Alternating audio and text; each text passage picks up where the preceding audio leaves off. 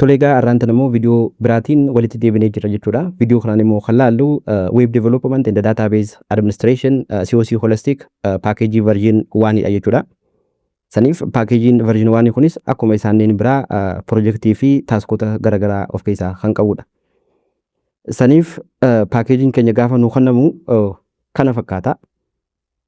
Bifa kanaan nu kennama. Ammaaf akka nutti mul'atuuf yookaan akka nu mijatuuf kan bifa kanatti jijjiirree yookaan bifa kanaan kan qopheessine packaging kana hojjennee xumuruudhaaf sa'aatiin nu kenname sa'aatii 4 fi daqiiqaa 30 jechuudha.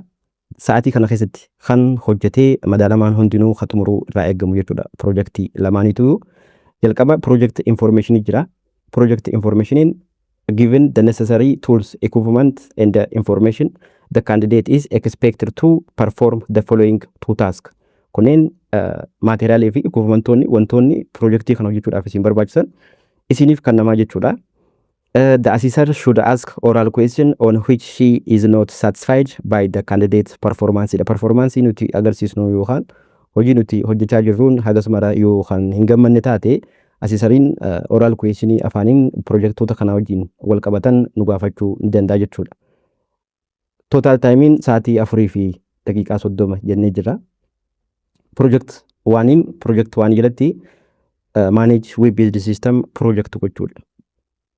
Projectii web based system manage gochuudha. Project 2 jalatti immoo develop dynamic web based system gochuudha jechuudha. Kanaaf projectiin lamaanuu bifa kanaan nu kennamanii jiranii isaan hundinuu seenaariyoo mataa isaanii qabanii taaskoota mataa isaanii qabanii tokkoon taaskiin projectii kana jala jiru value mataa isaa yookaan gradii mataa isaa qabaa jechuudha. Taaskoota projectoota kana jala jirantutti walitti daamee practicala yookaan hagana fidee yookaan hagas fidee kan jedhamu as keessatti wantoota nu kennaman gaafa hojjennedha jechuudha. Walumaa galatti kaayoon viidiyoo kanaa maali? Barataan namni ta'ee eega barnoota isaa xumuree booda madaalliin gahumsa ogummaa ni kennama. Madaalliin gahumsa ogummaa kana immoo milkaa'uutu irraa eegama jechuudha. Sababii garaagaraatiif barumsa isaatti fufuudhaaf akkasumas hojiilee garaagaraatti galee hojjechuudhaaf madaallii gahumsa ogummaadhaa dabruu irraa eegama. Bifa salphaatiin akkamitti madaallii kana milkaa'uu danda'a kan jedhu projectii kana kan hojjennu project 1 kun yookaan version 1 kun projectii baay'ee bal'aadha. Walumaa galatti namni version 1 kana sirriitti tokkoon taaskii as jira jiran hubatee yookaan galtee isaaniin kanneen bifa salphaatiin yookaan isaaniin versionii hafan isa biraadhallee bifa salphaatiin hojjechuu ni danda'a jechuudha. Maaliif versioniin kun gaafilee baay'ee yookaan tooppikii baay'ee of keessatti hammatee jira waan ta'eef jechuudha. Saniif tokkoon isaanii bifa salphaa ta'ee fi bifa qoromsaaf nu gargaaru yookaan bifa madaaleedhaaf nu gargaaruun salphifnee laaluudhaaf yaalla jechuudha. Gaafa gara project 1 kanatti deemnu manage web based system project gochuudha. Total timein project 1 dhaaf nu kenname sa'aatii 1 fi daqiiqaa 30 jechuudha. Kana sa'aatii kana keessatti project 1 xumuruu kan irraa eegamu instruction qabaata. Under this project the candidate is expected to perform the task based on information provided dha. Yeroo mara wanni nuti ilaaluu qabnu information nu kennamu. Information nu kennamu irra dhaabbaneeti taaskoota yookaan ajajoota jiran hundaa kan hojjennu waan ta'eef information adda baafachuutu nurraa eegama yookaan seenaariyoo isa jennuun san jechuudha. Project information asitti ni jira. Assume that assume gaafa gootu assume goota jechuudha akka real ta'etti fudhatta. Asitti information asitti nu kennamu kana assume that you received a request of technological solution from XYZ import and export company irraa request tokko assume goota ni fudhattee jechuudha. Maaliif gaafa level 4 madaallii fudhannu yookaan nam tokko gaafa fudhatu akka ogeessatti yookaan web developer and database administrator jaameetti jechuudha namni kun. Saniifuu ati ogeessaa jechuudha. Akka ogeessatti XYZ import export company kun technological solution barbaada jechuudha. Technological solution barbaada. Saniif technological solution akka ati hojjettuuf ati developer yookaan ogeessa waan taateef akka ati hojjettuuf request si godha ati immoo receive goota jechuudha. Receive goote jechuudha. A company is engaged in business of exporting different items like mining products, livestock, coffee and other. Kanneen maal godha export godha jechuudha gara biyya alaatti ni erga jechuudha gara biraatiin. In addition to that the company imports various item. Importis ni godha. Like machinery garagara, machinery import ni godha. Foodii fi beverage ni godha. Cosmetics and other. Isaanin kanneen immoo import godha jechuudha. To perform all this activity, the company organized as a follow. Isaanin amma jenne kana hojjechuudhaaf bifa garagaditti nu kanname kanaan organize godhee jira. Fakkeenyaaf stock division isaanin jaamtu jira jechuudha. Stock divisioniin kuni akka groupitti fudhachuu dandeenya. It is work division jaamanii in the company which responsible to manage stock manage gochuudhaaf yookaan itemoota manage gochuudhaaf. It includes the item registration and the application of operation on the date. Warran godhantu jira. Itti aanu finance division jira jechuudha. Finance division kun immoo it is work division which task responsibility to perform all financial activity warran hojjetan jechuudha. Hojiilee finance hojii wal qabatan warroota hojjetan jechuudha isaaniin kunneen. Inni itti aanu customer relation division jira. It help to manage a frequent interaction of company to customer wajjin yookaan walitti dhufeenya walitti dhabiinsa customeraa fi kaampaanichaa irratti warreen hojjetantu jira. Inni itti aanu human resource division jira jechuudha. Human resource division kun immoo under this division all human resource of the company is managed. Yookaan hojjettoonni as jira jiran divisionii manage itti godhamanii jechuudha. Divisioniin kana wanni nuu kennan. Amma gaafa isatti aansu deemnu based on the giving information the candidate expect to perform the following task dha jechuudha. Information gara nu olitti amma dubbifne kana jechuudha kan nuu kenname. Saniif information kanaaf kan hojjennu yookaan taaskoota nuu kennaman kan hojjennu jechuudha. Asirraa eegal wanni nuti hojjennu eega kana dubbisnee adda baafanne booda gara taask waanii keenyatti deemaa jechuudha. Gaafa taask waanitti deemne taask waan tokkoon taaskiidha instruction mataa isaanii qaba. Instruction sanis dubbisaa hubachuutu nurraa eegama jechuudha. Fakkeenyaaf taask waan irraa eegalluti. Taask waaniin prepare bill of quantity dha jechuudha. Prepare bill of quantity instruction qaba jennee jira. Kana wanni maal akka hojjennu sirriitti adda nu baasu ishii tanaa jechuudha. List the required material and the professionals with cost in appropriate format. Gaafin hagas marallee ifa ta'uu baatu materiaalaa fi professional materiaalli projectii gara olitti dubbanne san build gochuudhaaf materiaala nu barbaachisu. Professionaliin immoo namoota projectii kana build godhan. Amma web based system dha jennee jirra. Saniif website barbaadanii jechuudha bakka gara biraatiin. Website akka develop goonuuf barbaadan. Informationoota gara olitti dubbisne kana manage gochuudhaaf web based system barbaadanii jechuudha. Saniif nuti amma hojiin keenya maali? Akka ogeessatti isaan kanaaf web based system yookaan dynamic web based system develop gochuudha jechuudha. Gaafa dynamic web based system kana develop goonu materiaalota nu barbaachisantu jira. Professionally nu barbaachisu jira. Ogeessa, database administrator, web developer, project manager isaaniin jaamatu jira jechuudha. Professional isaan. Costiin immoo gatiiwwan materiaalaatii fi gatiiwwan professional isaaniin warroota amma professional jennee kana kafalamaniif jechuudha. Appropriate formatiin bifa table ta'een yookaan bifa nuti toluun kaa'udha. Fakkeenyaaf saampilii isaadha kan hojjetame halaalluuti.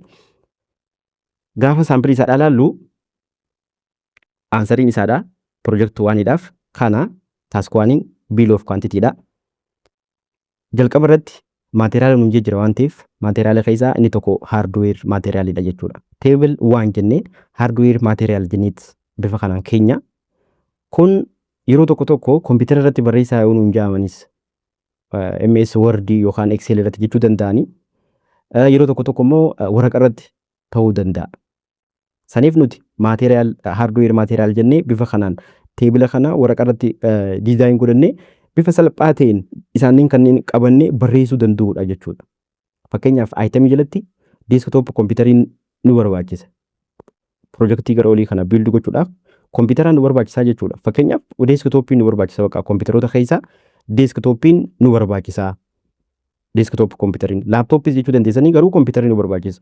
Unitiin asitti keenya kuni ni lakkaa'ama waan lakkaa'amu waan mizaanamu waan akkamiiti PC yoo ta'e waan tokko lama jennee waan lakkaa'amu jechuudha.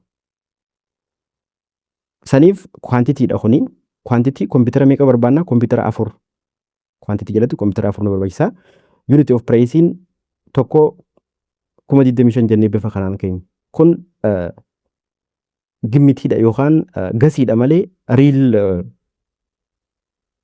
gatii riiliidhaa miti jechuudha. Kana nuti maal goona estimate goona estimationiidha keenya jechuudha. Gimmitiidhaan keenya jechuudha.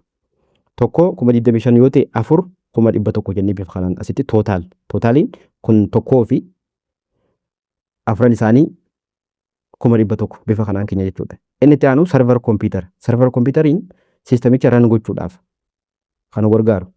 Kunis PC dha ni lakkaa'ama quantity isaadhaa firii tokko gatiin isaadhaa 40,000. Inni itti aanu network device dha jechuudha. Kanneen akka raawutaraa switch dha wal qabatee network devicein ni barbaachisa. Kun immoo gatiin isaadhaa 10,000.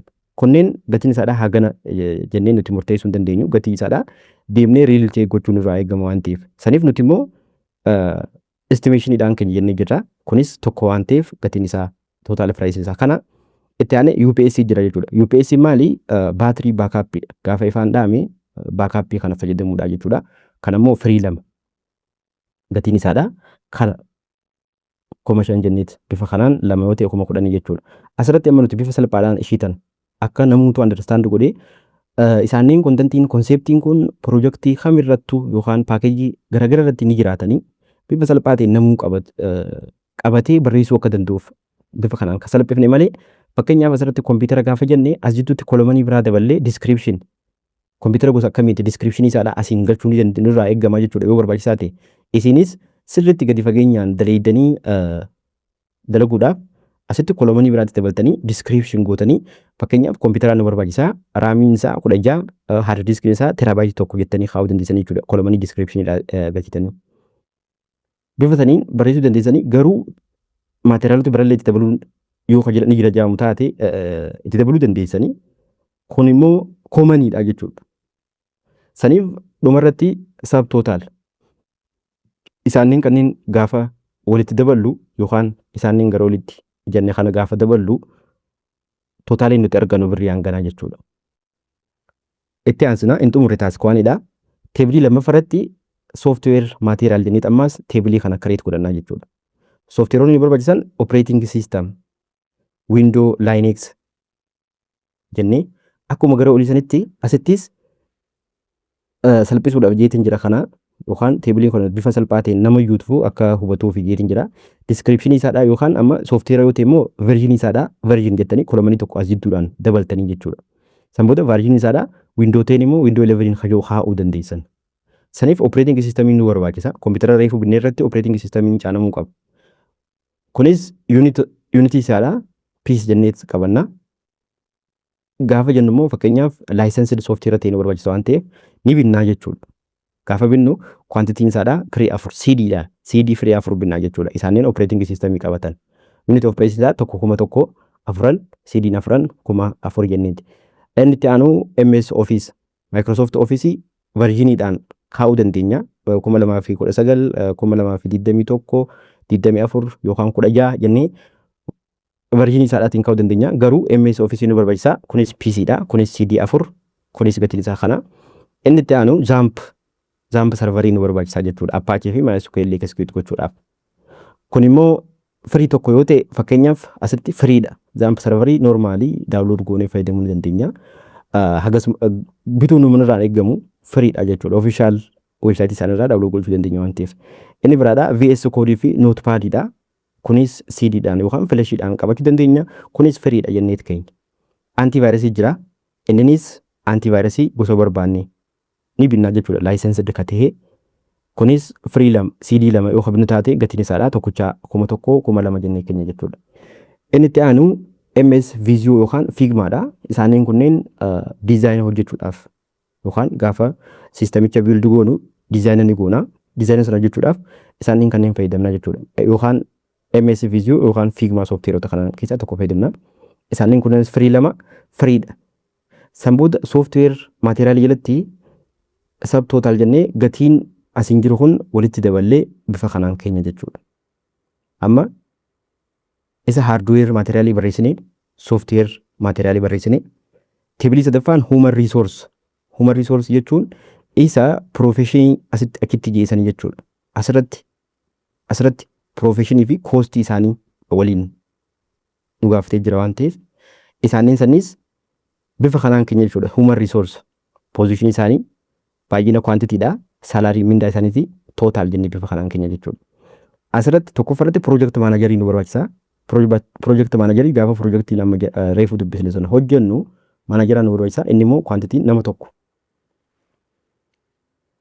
Salariin isaadha, kafaltiin isaadha birrii 10,000. Kanaas estimationiidhaan keenya malee 10,000 hojjetaa really miti jechuudha. Yookaan xiqqeessuu yookaan guddisuus ni dandeessan jechuudha gaafa barbaaddanitti.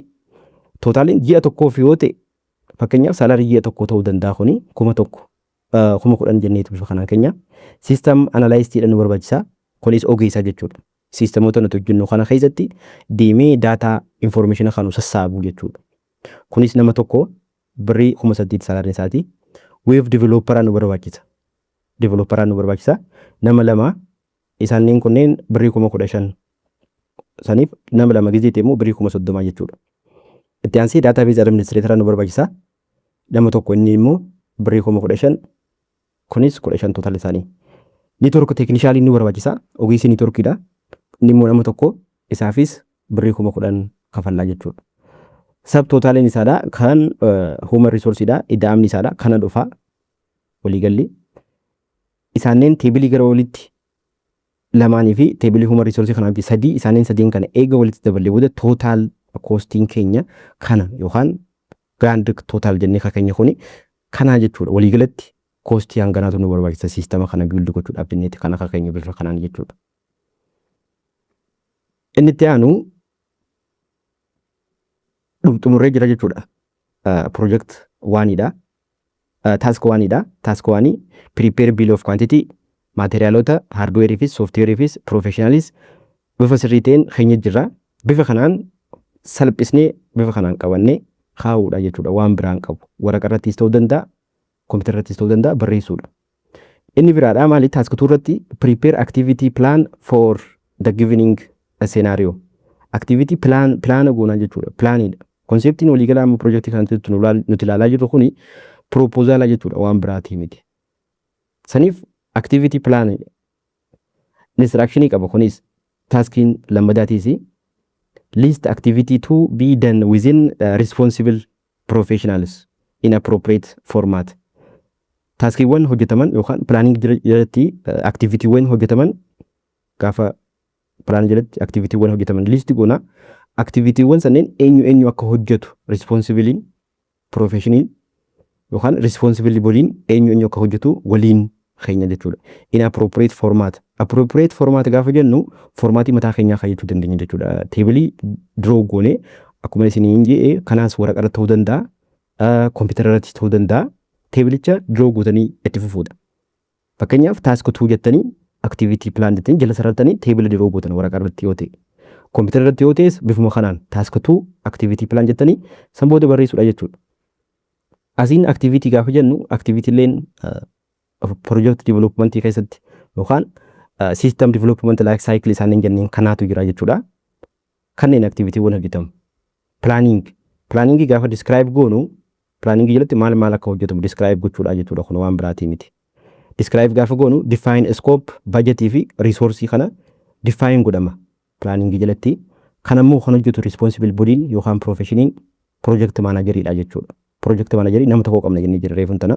Saniifuu kana kan hojjetu planning kan hojjetu project manageridha. Inni itti aanu requirement analystidha. Requirement analystiin collect requirement from all division. Physically qaamaan deemee informationota yookaan divisionota afran jiru sanirraa informationa kan sassaabu jechuudha requirement analystiin. Bifa kamiin akka fayyadamaa jiran manual system isaanii maal akka fakkaatu wantoota sistema kana develop gochuudhaaf nu barbaachisan collect kan godhu jechuudha. Isa kanammoo kan hojjetu system analyst isa reefun tana jenne kana jechuudha. Ogummaadha jechuudha kunis ogeessa jechuudha. Inni itti aanu system design jira. Activity itti aanu systemicha design gochuudha yookaan design phase dha jennaan jechuudha. Asirratti database design UI yookaan user interface design goona jechuudha. Dashboard yookaan website yookaan web page design goona. architecture database keenyaatis design ni goona jechuudha. Kana kan hojjetu developer fi database administrator. Developer fi database administrator reefuun tana developers data administrators waliigala nama sadii qabna jennee jirra. Asirratti kophatti designer jennee kaa'uu dandeenya. Garuu yeroo baay'ee developer nama lama yookaan nama sadii asitti database administrator wajjin fayyadamna jennee jira waan ta'eef isaanummaan kun design kanaas hojjechuu ni danda'ani jechuudha. Bifa saniin hubachuu ni danda'ama. Yoo hin taane immoo database and web designer jennee kaa'uu ni dandeenya asirratti jechuudha. Nuti immoo ammaaf immoo projektii kanaaf warri develop godhu kun yookaan developer kunin designers hojjechuu ni danda'an konseptii jiru waan qabuuf jechuudha. Inni itti aanu implementation dha. Implementation phase jalatti develop system front end fi back end barreessuudha jechuudha. Implementation jalatti activity hojjetamu koodii barreessuudha jechuudha. Systemicha develop gochuu program tokkoon isaanii barreessuudha. Front end fi back end kan client itti mul'atu fi kan client itti hin mul'anne back end barreessuudha jechuudha. Kan ammoo kan hojjetu web developer jechuudha. Akkasumas programmers jennee kaa'uu dandeenya. Shanaffaratti activity hojjetamu testing dha. Test jalatti system test ni goona. Error yoo qabaate fix error goona jechuudha. Kana kan hojjetu testeraa fi developer. Yoo error qabaate developer test godha. Testera eenyumaa fayyadamuu ni dandeenya jechuudha. Inni itti aanu deployment dha. Install system on server gochuudhaa fi kan ammoo kan hojjetu network technician dha jechuudha. Systemicha deploy gaafa goonu hojii eegalsiisan jechuudha. Yookaan hojii akka eegalu goona. Gaafana network technician server configuration jechuudhaaf nu barbaachisa. Inni itti aanu torbaffaan maintenance dha. Update fi support system gochuudhaaf. Akkasumas training illee documentation illee asirratti add gochuu ni danda'ama jechuudha. Eega systemicha deploy goone booda leenjii warroota fayyadamsaniif leenjii ni kennina. Documentation immoo bifa salphaa ta'een wantoota tokko tokko akkamitti fayyadamuu akka danda'an yookaan error isa salphaa ta'e akkamitti fix akka gochuu danda'an asitti itti dabaluu dandeenya jechuudha. Kan ammoo kan hojjetu IT support team dha jechuudha. Bifa kanaan taaskatuu keenya kan hojjennu taaskatuu bifa kanaan keenyaan gahaadha jechuudha. More kanarra garuu isin define gootanii yookaan description isaanii bal'istanii kaa'uu dandeessanii garuu qormaataaf ishiintuun qualityidhaan barreeffamti taanaan seera yookaan stepidhaan barreeffamti taanaan gahaadha jechuudha. Iddoo garagaratti gaafatamuu dandeenya. Activity plana kana yeroo garagaratti projektii garagaratti package garagaratti ni jira. Inaaf waan hafuu miti waan ta'eef isin immoo isaaniin kanneen sirriitti understand gochuudha. Wanni isinirraa eegamu jechuudha. Gara itti aanutti gaafa deemnu inni sadaffaan taskiin keenya inni sadaffaadha. Prepare time schedule within respect to work to be done in week time. Torbeetti sa'aatii torbeetti kaajaa. Instruction asirra jedhu prepare time schedule within respect to the work to be done on week. On in week dha torbeedhaan gaafa jedhu asirratti amma kanti wadhetti sila weekly osoo jee jira asirratti torbaan tokko keessatti sistemicha hojjetamee xumuruun ulfaataadha. Torbee tokko keessatti qofa sistemicha hojjetamee xumurama jechuun ulfaataadha. Garuu fakkeenyaaf task 3 jennee week time schedule jennee isii kana table kanatti create ni godhanna. Week dha waan ta'eef weekly dha waan ta'eef torbee tokkotti bifa kanaan kanatti design gochuu ni danda'ama. Garuu kanatti miti sirrii miti jeetiin yaadaa jechuudha.